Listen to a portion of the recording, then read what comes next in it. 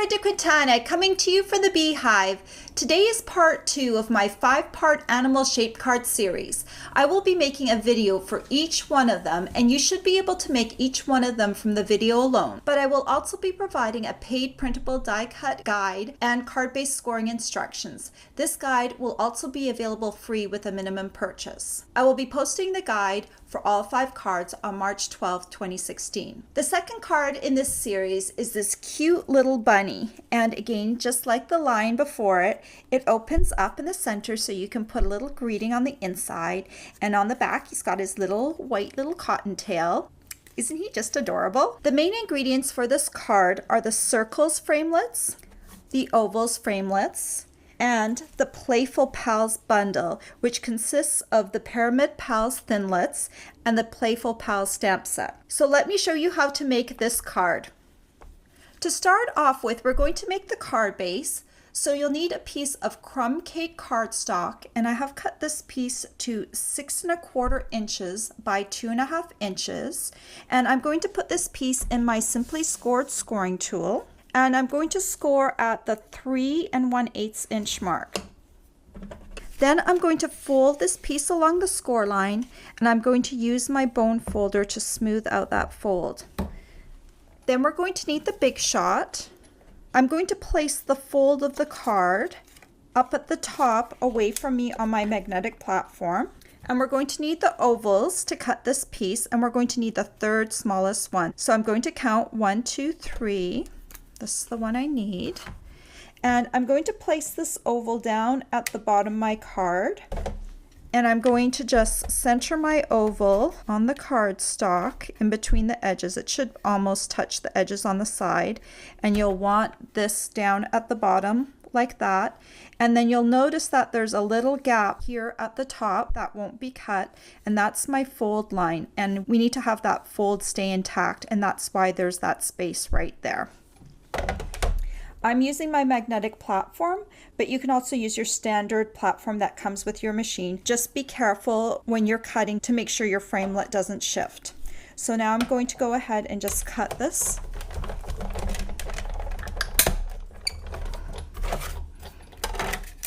You can throw away this outer piece, and you're left with the card base like this. So we can set that aside. Now we're going to cut the rest of our crumb cake pieces. And I'm using a piece of cardstock that is about 8.5 inches by 4 inches. And this time, because I'm not actually going to be using that fold line, I'm just going to go ahead and fold this piece in half. What this allows me to do is to cut 2 pieces at once. I'm going to smooth this down with my bone folder just so it stays flat. And then I'm going to put all my pieces on here, and it will cut 2 pieces for me at once. So let's start from the top. And we're going to cut the head, so we're going to need the third smallest circle, so 1, 2, 3. Pop that on here like that. Then we're going to cut the legs, and we're going to need the smallest oval for that. Plop that on there. And then from the Pyramid Pals thinlits, we're going to need the bunny ears. We're going to need this piece that kind of looks like a flipper, and we're going to need this small oval piece that we're going to use for a foot. And then we're just going to put my plate on top of here, and I'm going to run this through. We don't actually need 2 circles for the head, but it's nice to have an extra circle just in case you have trouble stamping your face. You've got an extra circle to play with stamping. So we're going to take the 2 circles off. And we're just going to set these aside for a moment. Got my 2 ovals for the legs. I've got my 2 small ovals for the feet. Got 2 flippers. These are actually also going to be turned into the back feet for the bunny. And then finally, the bunny ears. And then we just need to cut a couple more things. We need to cut a bunny tail, and we need to cut a nose. So going back to my Pyramid Pals thinlits, this little piece right here, it's a small kind of rounded triangle. We're going to use that to cut a nose, and we're going to use this piece that kind of looks like an ear to make a tail.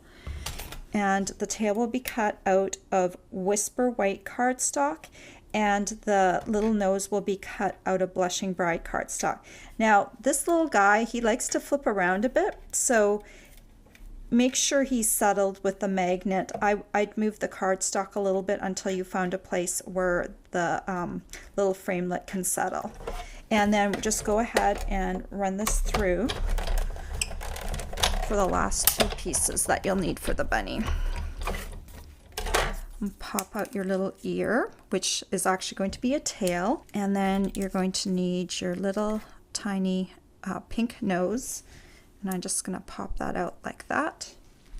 And now you can set your big shot aside. Let's bring the ears back in, and we're going to use this stamp right here. Maybe I'll ink it up so you can see it a little better.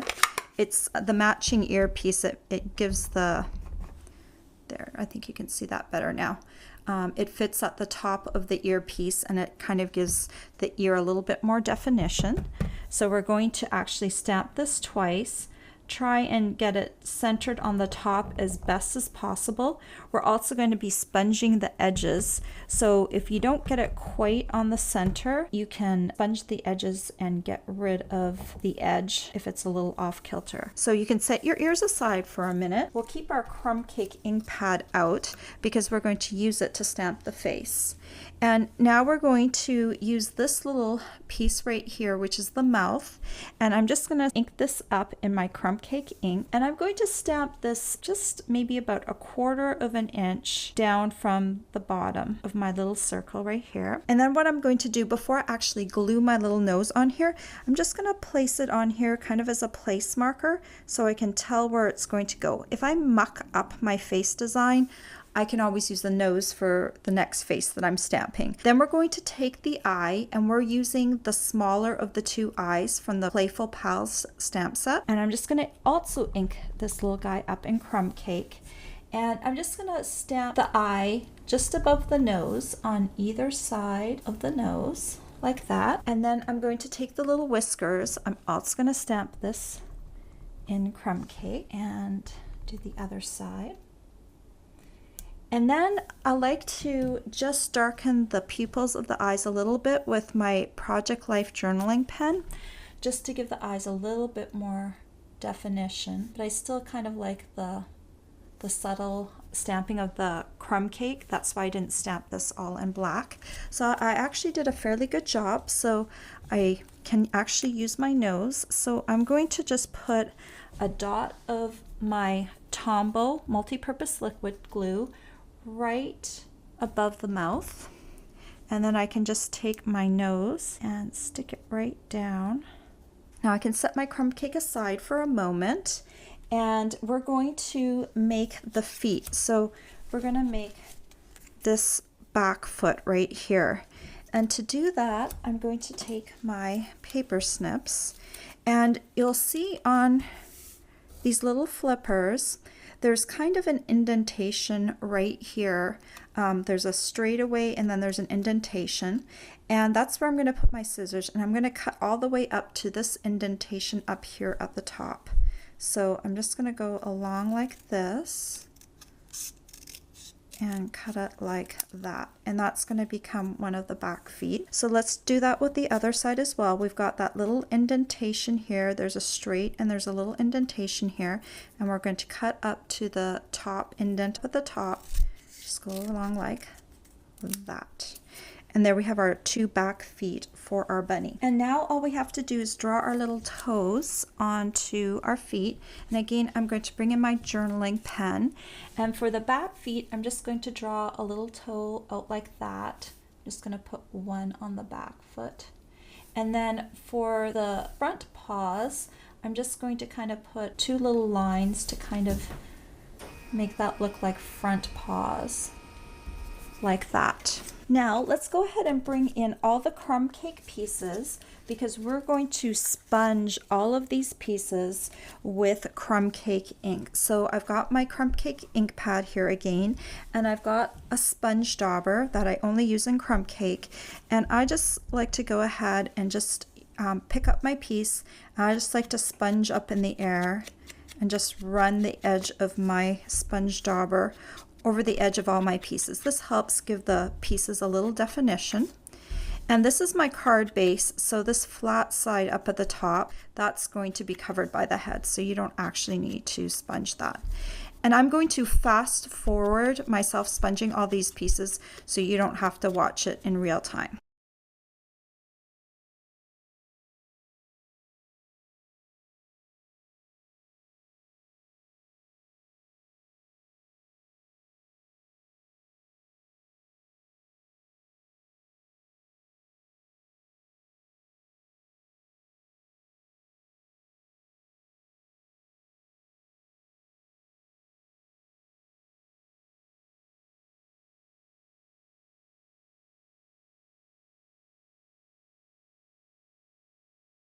Okay, and there you go. All the pieces have been sponged, and I noticed while I was sponging, I actually sponged an extra circle. This was my backup circle for my face, so you don't actually need to sponge that. You just need to sponge the one for your face. Okay, so now we can go ahead and assemble all of this. So we're going to start by gluing the ears to the face, and this little framelit has a nice little feature because it's got a little extra tab down here at the bottom, so that helps us with having some space to glue things on. So I just put a little bit of glue on the back of that and just stick it under the head. And then I'm going to take my second ear and put it like that. And you have a little bit of time to maneuver the ears to your liking with the Tombow and make sure you like where your ears are sticking. That looks pretty good to me. And then we're going to take our little base of our body, and I'm going to measure 2 1/8 inch up from the bottom, just to kind of give myself a ballpark of where I want to have this little head go. So I'll just put a little pencil mark just above the 2 1/8 inch mark. That will also allow me to know where the glue is going to go. So I'm just going to put some Tombow right in this area here, and then we can stick the head just below that mark, and you'll want to make sure that it's kind of a line coming down like this, like that. Then what helps me with my alignment is I take a piece of 4 1/4 by 5 1/2 inch cardstock, because that's going to be the size of my envelope, and that's going to help me decide where to put the feet and everything else. So I'm going to take my legs next, and I'm going to just bring my body down so it's sitting at the edge of this card base, and I'm going to tuck in my leg. I want everything to align flush with the bottom, so when I put out my card to sit on a table, it's not going to rock. It's going to stay upright where it needs to be. So you can just kind of play with how you want your legs to come out. And once you're happy with how they're sitting, you're just going to take one of the ovals out first, and you're just going to put some Tombow on the side that's going to be tucked under, and you're going to glue this to the back of the card. So I'm just going to lift up, and I'm going to put this down, and I'm going to match how I have it with the other oval over here. I'm just going to mirror image that, and once I like where it's sitting, then I tap it down. Then I'll take my next oval and I'll put some Tombow on the side of that one, and again I'm gluing it to the back of the card, and then just kind of slide it into place. Make sure it matches your other oval. That looks pretty good. And then we're going to take the feet, and when I do the feet, I'm just going to open up my card like this and put this down at the bottom like that. I want my feet to touch right in the center like that. Okay, so I'm just going to put Tombow along the bottom like that, because that will all be covered up by the feet. And then I'm just going to plop these little guys down here, try and get them centered. I want them also to be flat, because this is also going to help with the stability of the card. So you want to make sure they line up with a straight line at the bottom. That looks pretty good. And then you can close your card again. And now we're going to add the little front paws, and you're just going to plop these on here first and see where you like them. And once you think you know where you want them, take one paw at a time, put a little dab of glue just on the front of the card. You don't want to glue the front to the back, so you're just going to put some on the front body of the little rabbit or bunny, like that. And then just do the same for the other side. Put a little dot, and you're just always making sure that you're lining it up with that straight line at the bottom. Okay, that looks pretty good. And then you just flip over your bunny, and this little white piece here is a little tail piece, and I'm just going to bend this little tab over, and that's what I'm going to put my little glue on. See that little kind of square? That's where my glue is going to go.